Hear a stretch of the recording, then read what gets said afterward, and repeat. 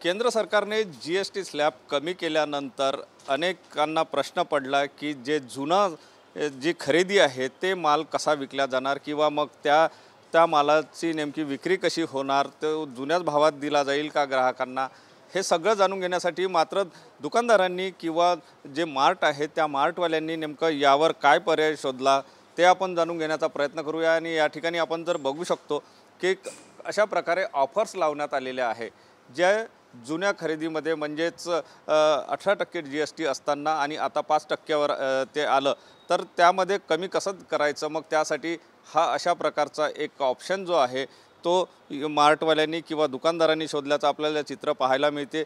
जे सामान या जीएसटीमध्ये आलं तिकडे सगळीकडे ऑफर लागल्याचं चित्र आपल्याला पाहायला मिळते आहे आणि एकंदर म्हणजे यावर हा तोडगा जो आहे तो काढलेला आहे। मात्र जीएसटीच्या भावाने ते आत्ताच्या भावाने ते विकलं जातं का, तर या ठिकाणी जर आपण हे बघितलं तर असं दिसून येतं की त्यांनी ग्राहकांचं कुठेही नुकसान होऊ नये या दृष्टिकोनातून विचार केल्याचं चित्र पाहायला मिळते आहे।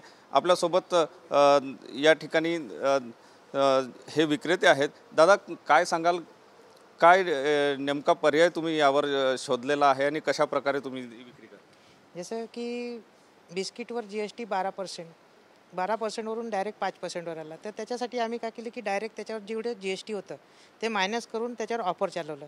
तुम्ही बघू शकता की जसं 20% पासून तर 50% पर्यंत पूर्ण ऑफर चालत आहे त्याच्यावर। तसंच शॅम्पू, डिटर्जंट आणि त्याच्यानंतर आपल्याला जे रोज लागणारी वस्तू आहे जसं कोलगेट, टूथब्रश याच्यावर पण आपण 20 ते 50% पर्यंत ऑफ चालवत आहे आता।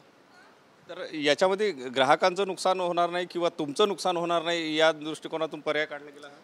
त्याच्यासाठीच पर्याय काढला गेला, कारण की आता जो येणारे वस्तू आहेत त्याच्यावर ते ऑफर देणारच। आपण त्याच्यामध्ये ॲडजस्टमेंट करून सगळ्या गोष्टीचे ॲडजस्टमेंट करून आपण त्याच्यावर पर्सेंटेज चाललो होता, ज्याच्यामध्ये आपल्याला 10 ते 15% मार्जिन मिळत होती, त्याच्यावर आपण 2% 3% ठेवून बाकीचं आपण कस्टमरसाठी चालवत आहे।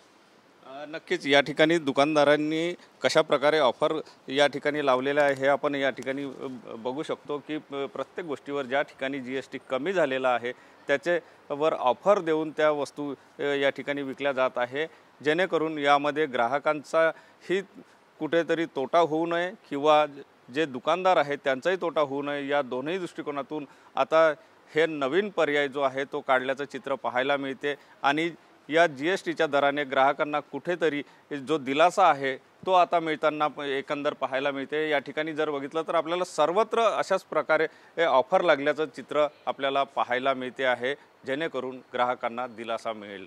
कॅमेरामन साईसह सुनील ढगे, TV9 मराठी, नागपूर।